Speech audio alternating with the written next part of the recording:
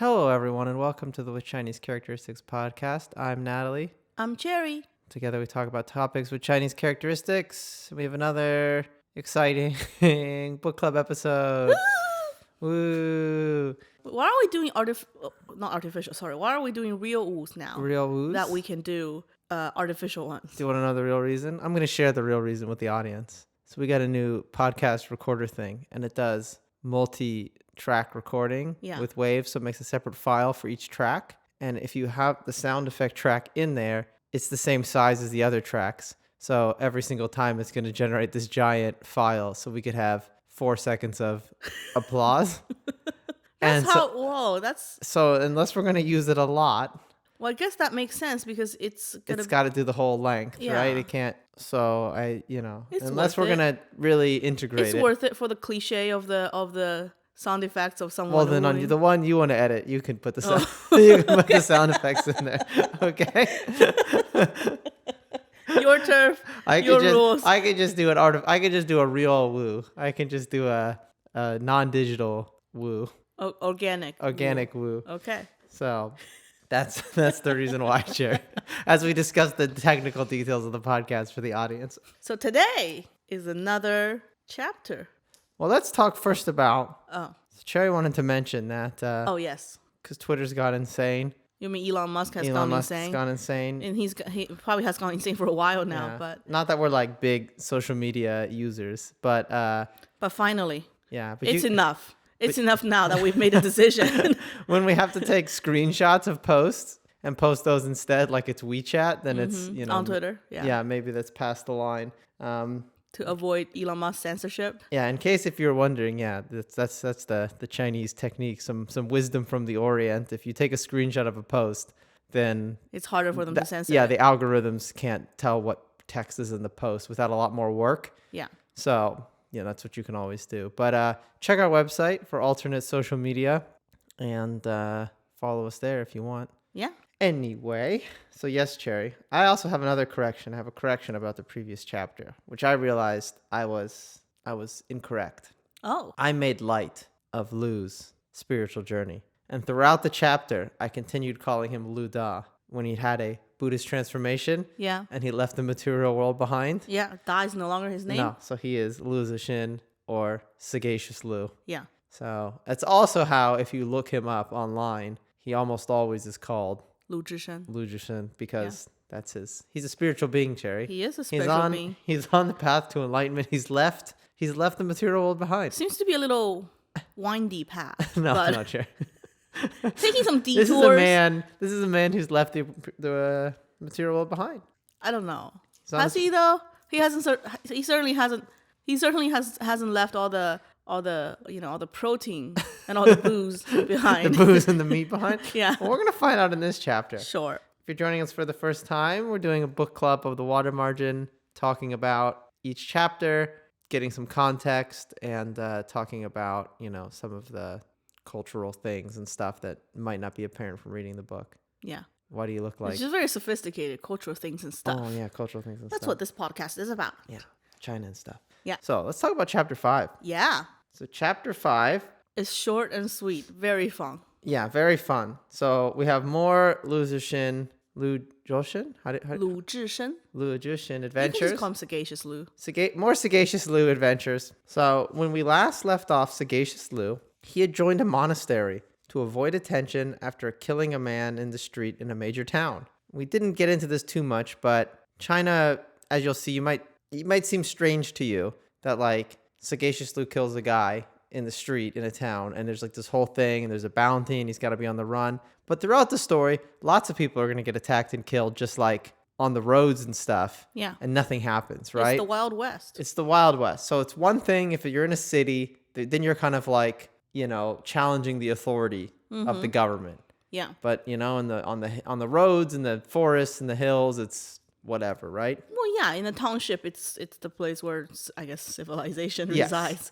Yeah. So he joined a monastery. He became a monk. But, he maybe had not fully left the material world behind because after several drunken escapades, he's essentially ejected from the monastery. Yeah. But he is sent on another journey. Yes. The abbot, perhaps to save face, tells him about a vision that he might have made up. Yeah. He is to go to the eastern capital, to a different monastery, to find someone called the Lucid Teacher. Mm-hmm. He is also given a 4-line poem to guide his destiny. Yeah. So this poem, like many other poems we've seen in this book, is a structure of 4 lines. And that's how traditional Chinese poems are. Not all of them are of 4 lines, but they usually consist of multiple couplets. Okay. You know, even numbers and pairs of lines, which those lines are usually considered to be somehow related to each other by meaning, by tone structure, by parallelism, by rhyming, by rhymes. Yeah. So, you know, so the poems will rhyme and it's generally like 4 lines, 8 lines, 12 lines. There are many exceptions, of course, but the official structure is often that. Okay. So the poem he gets is: take action in the forest, prosper in the mountains, flourish amid the waters, but halt at the river. Wow. So it's very cryptic. Cherry. Very. I have no idea what he's supposed to do. No, you know, but these are one of those poems where you figure out afterwards.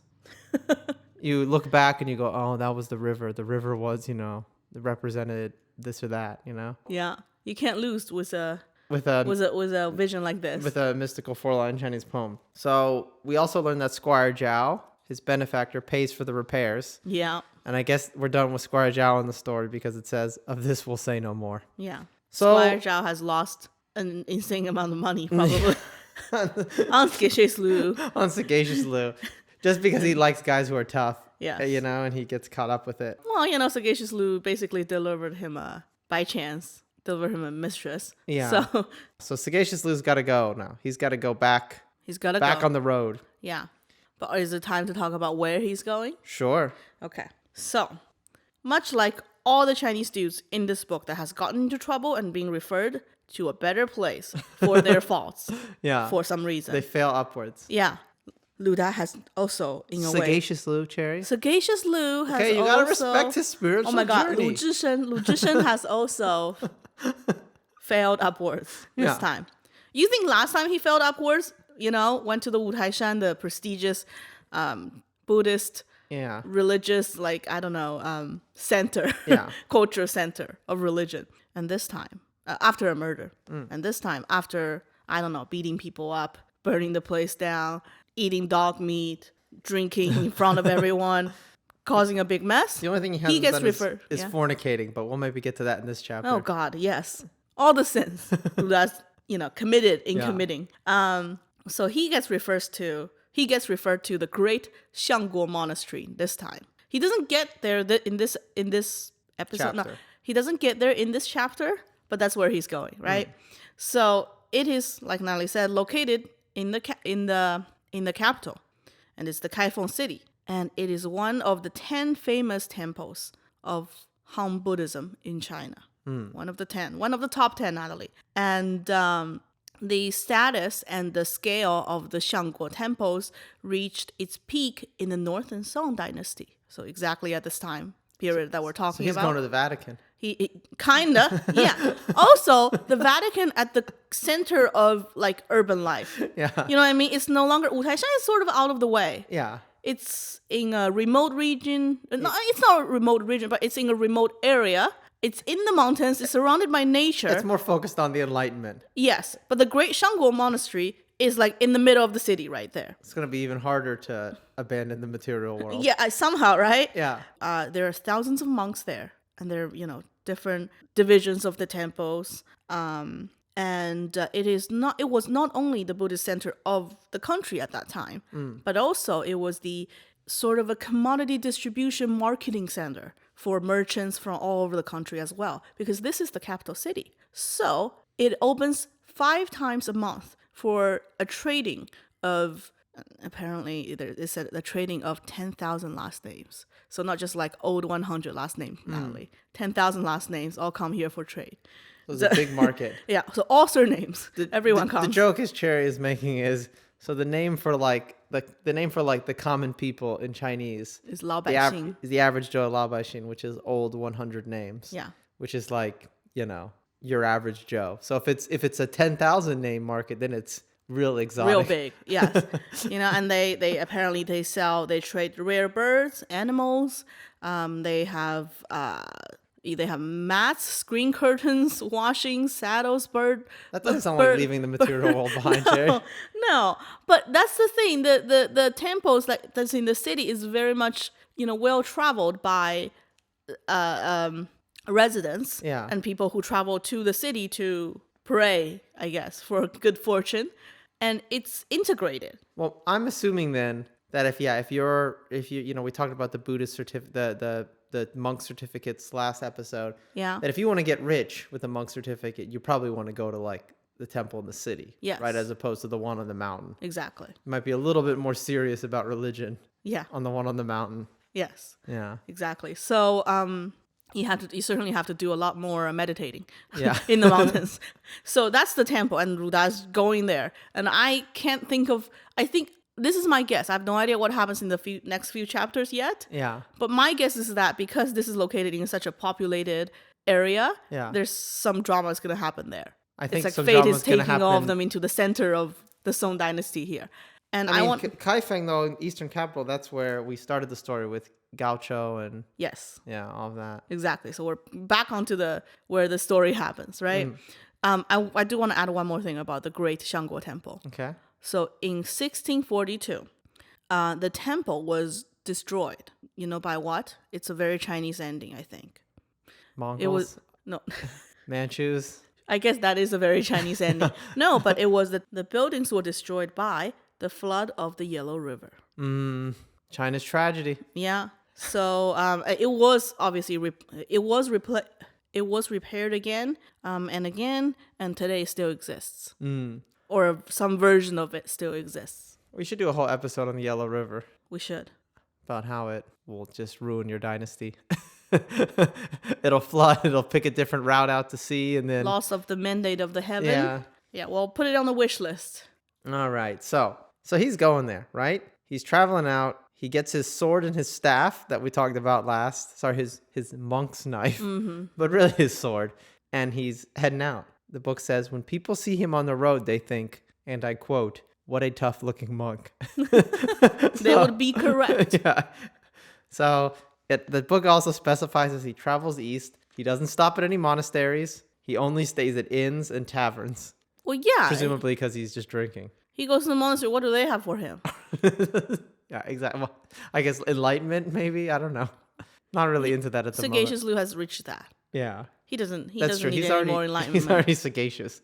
So one night, though, he gets caught out late and decides to ask a nearby manor for shelter. I feel which is not an inn. No.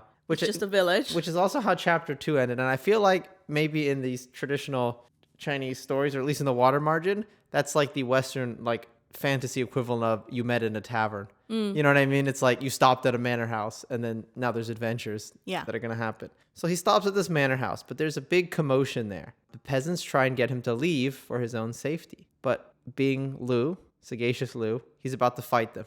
Yeah. They're like, no, you should leave. It's dangerous. And he's like, what? Yeah, they're like, we're not ready for guests. Tonight is not a good night. He's like, you jerk. Yeah, how dare you? Yeah. Well, to be fair, they did threaten him. They're like, if you don't leave, we're going to tie you up. Yeah. And they didn't know who they were talking to. There is no tying Sagacious Lu up in any circumstances whatsoever. He's a force of nature. Yeah. So eventually the Lord of the Manor comes out and says he can stay. He says, "Our peasants didn't know you were from the place of the living Buddha, Reverend," said the old man. Wutai Mountain. Yeah. Which also sort of just reinforces that Lu Da didn't just get a certificate to any monastery. Oh, yeah. There's lots of people probably just wearing monk robes or scammers or little crappy places, but he got quite a... Yeah, Zhao Yongwei did him a huge favor. Yes, which he didn't make very good use of. No. The old man says, "Don't hold it against them. They thought you were an ordinary monk. I myself have always respected Buddha, his teachings, and his disciples. Although we're busy tonight, we shall be glad to put you up." The old man asks Lu about Sagacious Lu's dietary requirements, which I'll say, people who think the world's gotten like too woke, people care too much. Back then, people cared a lot. 1,000 years ago, they're asking Sagacious Lu what his dietary requirements are. Lu's like, "I will eat literally anything. Yeah. Well, he actually named. He's like, I'll have beef or dog meat, and I'll have booze.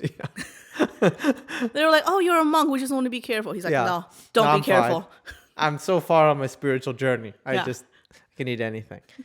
But old man Le is in some sort of trouble.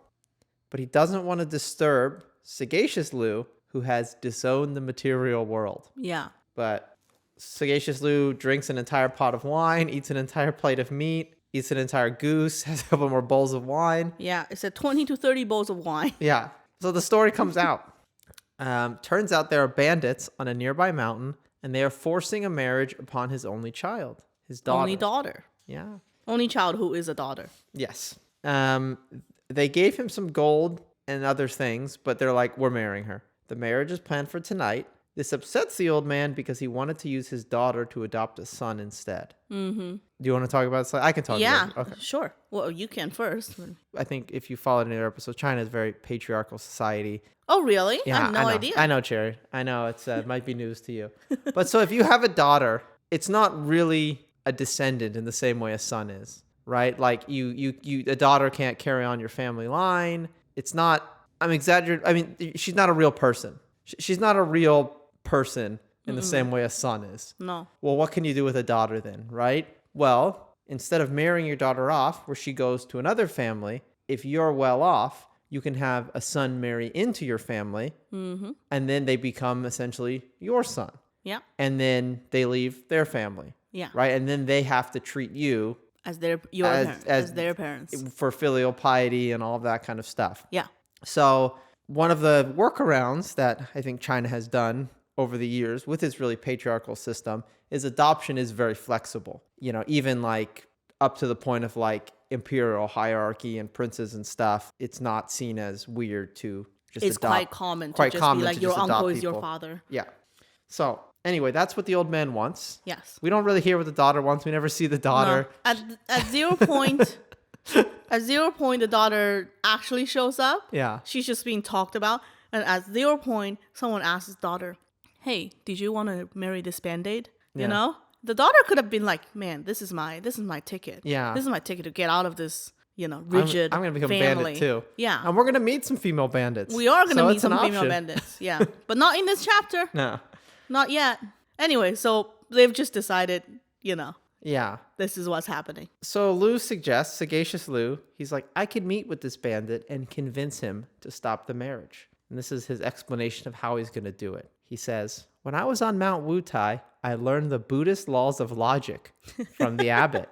Now I can talk a man around even if he's hard as iron. Tell your daughter to hide. I'll reason with the groom in her chamber and get him to call the marriage off. At no point I've seen evidence of Luda's new ability of reasoning. of Yes. Buddhist laws of logic. Yeah. So But maybe. We'll see. So Luda drinks a bunch more wine, and then he hides in the bridal chamber, the bed. He gets naked, which For some reason. For some reason, he gets completely naked, and then he gets under the covers of the bed. Okay, which as we'll see, He slips in. Yes, which as we'll see is not necessary for his plan. No. He just wanted to get naked. Yeah. So so the bandits show up. They're all dressed for the occasion. This is how the bandits are described. The crowding, hostling throng bore gleaming weapons bedecked with ribbons. Wildflowers adorned the hair of the lesser bandits. 4 or 5 red gauze langurs at the head of the procession illuminated lanterns, not langurs. At the head of the procession illuminated the mounted brigand chieftain. On his head was a peaked hat, indented in front of pale red with a lifelike silk flower tucked under it beside his ear. His powerful frame was draped in a green silk robe embroidered with gold thread, bordered with wool, and bound at the waist by a gold-spangled red sash. He wore high-heeled leather boots and rode a big white horse with a curly mane. The way the author is describing him, Yeah.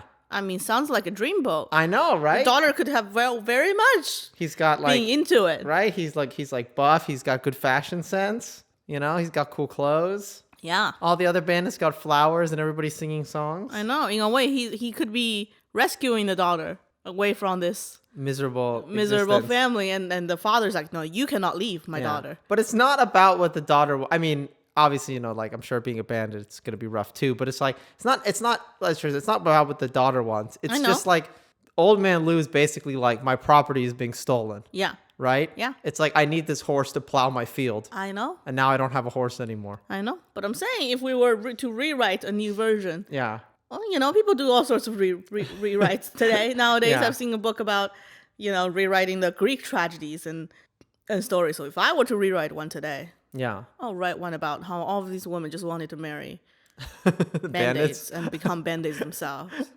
And get out of this patriarchal society. Yeah, marry hot, hunky bandits and live on a mountain. Who rides white horses with curly hair, apparently. Yeah. I've never seen a white horse with curly hair, have you? Are there horses with curly hair? Maybe if you like permit. Yeah. Also, I like how there's a bit where his bros, the bandits he brings with him, they all tell him he looks really good. They're like you look great, man. They're like egging him on. They're like, you're killing it. So old man bows to the bandit chief, who is 8/10 drunk, as it said, and everyone is having a good time. Yeah. He explains that his daughter is shy and waiting in bed for him. The bandit wants to see her immediately. Yeah. Mm-hmm. So the chieftain, this is from the book. The chieftain pushed open the door. Inside, it was pitch dark. That father-in-law of mine is a frugal manager, he muttered. He doesn't even light a lamp and leaves my bride sitting in the dark. I must have my men bring him a keg of oil from our mountain stronghold tomorrow. Yeah. Sagacious Lu, seated behind the bed curtains, muffled his laughter. He didn't utter a sound. The brigand felt his way to the center of the room. Wife, he exclaimed, come out and greet me. Don't be shy. Tomorrow I'll install you as mistress of the fortress. Calling to his quote-unquote wife, he groped forward until he touched the gold-spangled bed curtains. He opened them and thrust his hand inside. It brushed against Lu's belly.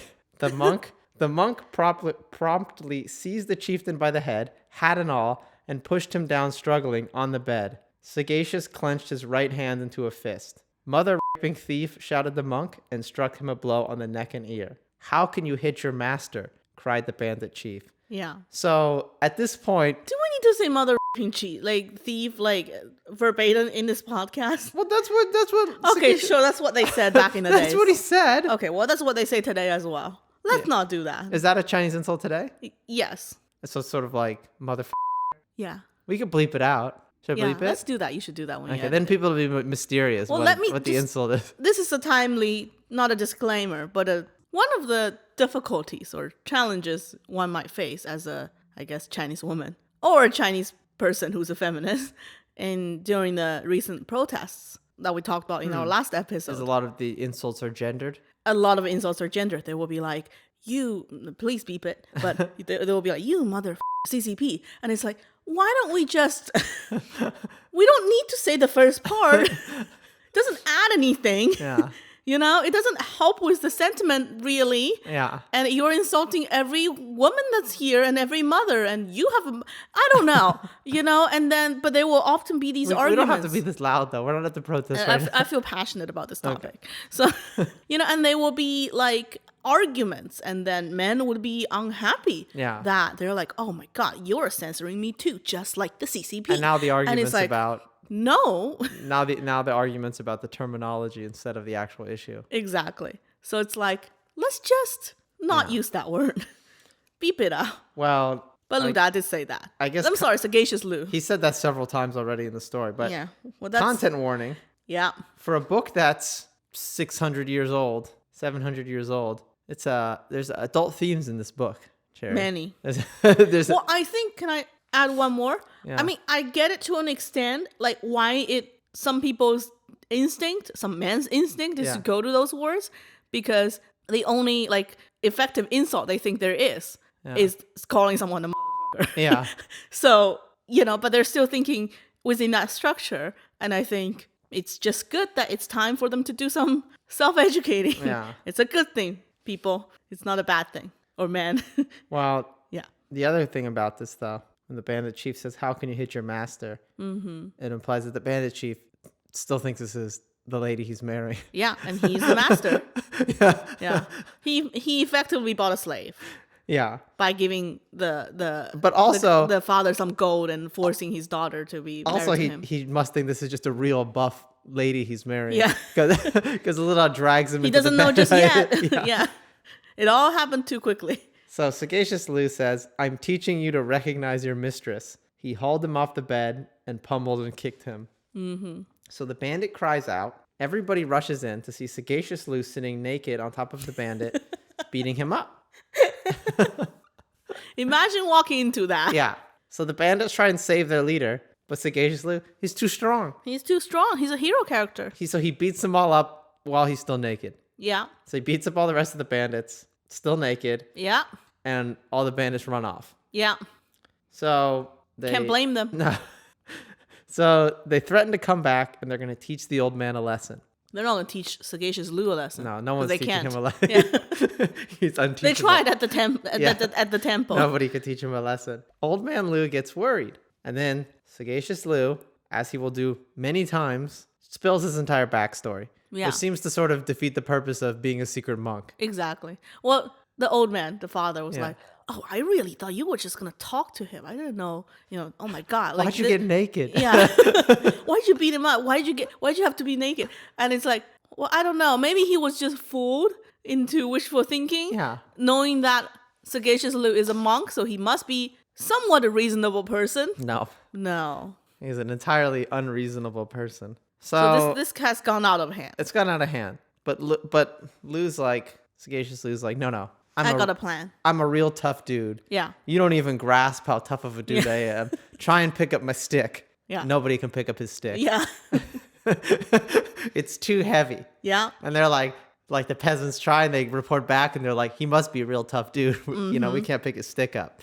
So Lu says he's going to stay and protect them, but he needs more wine. Of course he needs more Because wine. he says, when I'm 1/10 drunk, I can only use 1/10 of my skill. But when I'm 10/10 drunk, I'm at the top of my form. It's like an RPG game. Yeah. Status effect. Yeah. So the bandit. But was the item wine? Yeah.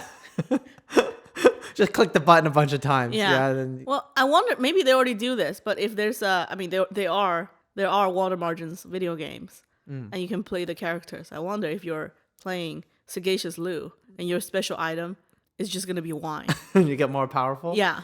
I mean, you should. Other people will have like an energy bar. No. Or like a roasted apple.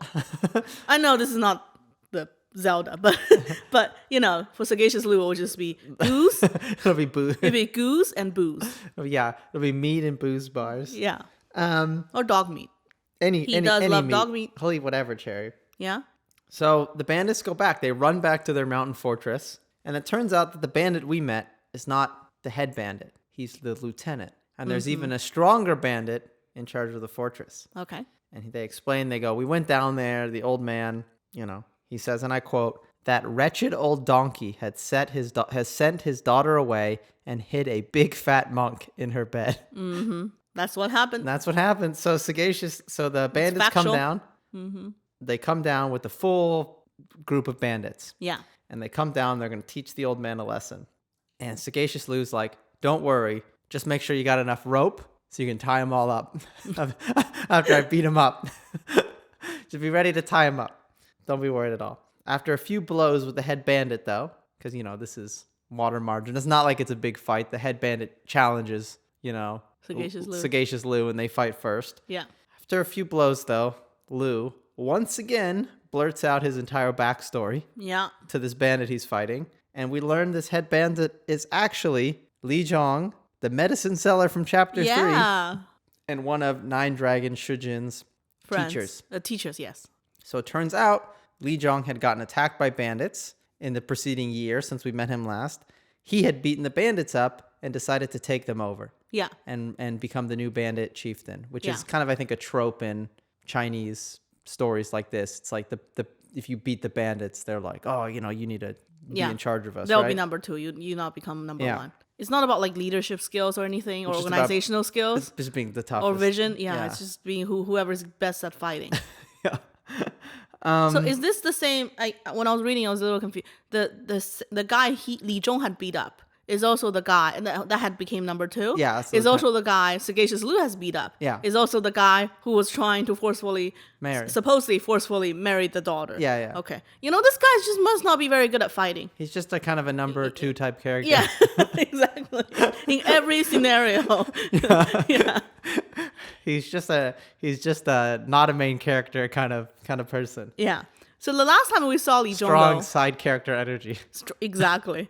Stock character. Yeah. So the last time we saw Li Zhong, though, he wasn't as tough, felt like. Even though he was a teacher and all that, but I recall that Sagacious Lu was like, stop selling the medicine. Yeah. And he was like, oh man, like, he couldn't say no. I think there's tiers, right? Yeah. So I don't know. We almost need like a power ranking, because like when Nine Dragons Shujin was getting taught by arms instructor Wang Jin at chapter 2, he's like, all of my previous instructors have been trash. Yeah. You actually know how to fight. And Yeah. that's when he becomes strong. Yes. But we meet Li Zhong, and he's one of his instructors. Yes. So I think there's sort of like a Li Zhong. I feel like there's regular guys. Yeah. There's tough guys. Yeah. And then there's tough guys who break into like anime territory. Yeah. God territory. Yeah, and I feel like Li Zhong's just a regular tough guy. Yes. Right? He's not like Le Da. Sagacious Lu's like up there. Yeah, Sagacious Lu's just like up there. Yeah. It's like, if there's 50 guys, you're not thinking like, oh man, is this it for Sagacious Lu? You're just like, no, he's going to beat up those 50 guys. Yeah. Of course he will. Yeah. So, Okay, so we now meet Li Zhong again. so they're bros again. Yeah. Because they know each other. Tough guy network, tough dudes network. Worked out for them once again. Once again. And old man Lu gets a little worried at this whole situation. He's like, ooh. Because now, like, they're like hugging, they're all bros, and he's Yeah. like, oh god, like now the monk is a bandit too. Yeah. But Sagacious Lu convinces the bandits with the Buddhist laws of logic Yeah. to abandon the marriage, Yeah. and all is well. So I guess the He's like, just return the slave back to its original owner. yeah, I'm sorry if I'm offending anyone. I'm give just the saying horse it as give is. the horse back, Yeah. and Shaking my head. yeah. Well, I mean, it's again, we have no idea what the lady wants or anything like that. Well, It's in my just- it's just property. in my imaginary world, this lady has lost out, being forcefully missed out on the yeah. on a life of adventure and getting out of taking care of his father for She the could have rest of been her the life. next. She could have been what's the pirate lady's name? Shi Yang. Right? Because she started off getting married Yeah. into a life of crime, essentially, Yeah. and then took over. But no, we don't hear from her No. in this episode whatsoever. Sagacious Lu gets taken to the fortress. He gets introduced to the crew, including the guy he beat up, Yeah. who's mad at first. Yeah. But then Sagacious Lu is introduced as the guy who killed the Lord of the West with 3 blows of his fist. Yeah. And I just think it's funny because now Lord of the West sounds pretty cool, right? Yeah, right. Like, Now the story has been repeated times and times, Yep. and now it's like no one ever mentions that the Lord of the West was just some- a butcher. No, it's gone out on the Tough Guy Network. Yeah. And they're like, oh, he killed the Lord of Now the it's West. a legend. Yeah. So the bandit lieutenant agrees to give up on the daughter, and Sagacious Lu reminds him that a real man never goes back on his word, even though Sagacious Lu goes back on his word All the all time. the time. So the fortress is cool and all, It's like really defensible. It's on a high mountain. There's only one road up, and there's Yeah. cliffs all around it. But, and I quote, within a few days, he realized that Li Zhong and Zhou Teng, who's the second lieutenant, Yeah. were not very generous. In fact, they were rather stingy. Yeah. Stingy band-aids. Stingy bandits. So he decides to leave despite their protests. Yeah. He says, I'm already a monk. I can't be a bandit. So they hold a big feast for him to go. And they bring out all these gold and silver cups and plates they've been hiding. Mm-hmm. However, when the feast is about to start, a caravan is sighted below the mountain. And they leave Sagacious Lu to go raid that instead. And they're like, we'll go get you a farewell gift from the caravan. Yeah. What tightwads, thought Sagacious. They don't give me any of this mass of gold and silver they've laid out here, but wait until they rob something and present me with that. It doesn't cost them anything. Only travelers on the public road have to suffer. Yeah. I'm going to throw a scare into these oafs. I also think, morally, Yeah. Sagacious Lu is not okay with just taking stuff. In front of him. No. Where does he think No, those I stuff know, on I the know, but on the desk right now he- came from? He's fine with, like, the general the world, right? Yeah. But he's not okay with personally like beating somebody up for no reason and taking their stuff and not paying them. Really? I don't think so. At this point He in the beat story, up the wine cellar. but he told the wine seller he was going to pay him. How is that? He's like, come by tomorrow and I'll give you the money. Okay, after I beating you up. I know, because he wouldn't get the wine otherwise. Okay. He would have paid So the he wine. has his own rules of his world. Yeah. Which is you can beat people up, you still got to pay them. Yeah. Okay. So when this is happening, when they're like, okay, we're going to go now rob that caravan. He's like, this is happening in front of me, not okay. And he's also like, annoyed about it, I think. Okay. You know? So he's So what does he do? So he beats up the guards. Okay. So they leave a couple bandits behind. Who are absolutely, definitely not going to be... Hero character. Yes. So Sagacious Lu beats them up and ties them up. Yeah. Then he smashes all the gold and silver stuff flat. Yeah. So, you have all these cups and bowls and stuff. That's how powerful he is. Yeah. Well, gold's soft, right? It's soft, I still wouldn't be able to smash it flat. Maybe not. But so Lula just smashes it like a pancake. Yeah. And he stacks all these pancakes in his bag. He dumps everything else out. Mm-hmm. He fills it with gold and silver. Yeah. And then he's like, oh, I don't want to go down the main road, the only road down the mountain, because then they'll see me and then we're going to have an awkward conversation. Mm-hmm. So he just goes, welp, and he just throws himself at the side of the mountain like a cartoon character. Yeah. And rolls down to the bottom. Yeah. And then he gets up and dusts himself off and he's like, He well. just walks off. And just walks off. No broken ribs or like chafed knee or whatever. No, he's completely fine. Yeah. The book says he rolled down the slope, tumbling all the way to the foot of the mountain without injury. What did I say? Hero character. This is what he did, It's fine. We cut to the bandits, and Li Zhong, the medicine peddler and chief of the bandits, can't beat a tough guy guarding the caravan, and Zhou Teng and the rest of the bandits have to come help. How lame. I know. Anyway, they win, and they Definitely not high ranking on the Tough Dude Network. Not barely on the rungs of the Tough Dude Network. Anyway, they win, and they come back to find Sagacious Lu has stolen everything. And tie their people up. They go, well, where did he go? And then they look down the side of the mountain, and they see like a like an imprint. See a trail? Yeah, like of where he rolled down the mountain, like of all like the grass and the plants are all smashed down. That's just how powerful he was. Yeah, and Li Zhong wants to go get him. Mm-hmm. Li Zhong's like, we got to go get our stuff back. But this is what Zhou Teng says. There's no use locking the door after the thief is gone. Where would we look? Even if we talked to him, we wouldn't get our things back. No, Zhou Teng has been beaten by Lu Da once. You and I are no match for him in a quarrel, and it would only make things awkward if we ran into him again later. It's a Tough Dudes Network, Cherry. You got to have, it'll ruin their street cred on the Tough Dudes Network. Yes. It's better to drop the whole business. In the future, if we meet, we can pretend nothing has happened. That's very Chinese. Rarely has face culture been broken down so like literally, right? Yeah. You see the logic. You're like, okay, that makes sense. Yeah. Yeah. So anyway, they divide up their loot and you see what their shares are and stuff, but it doesn't really matter.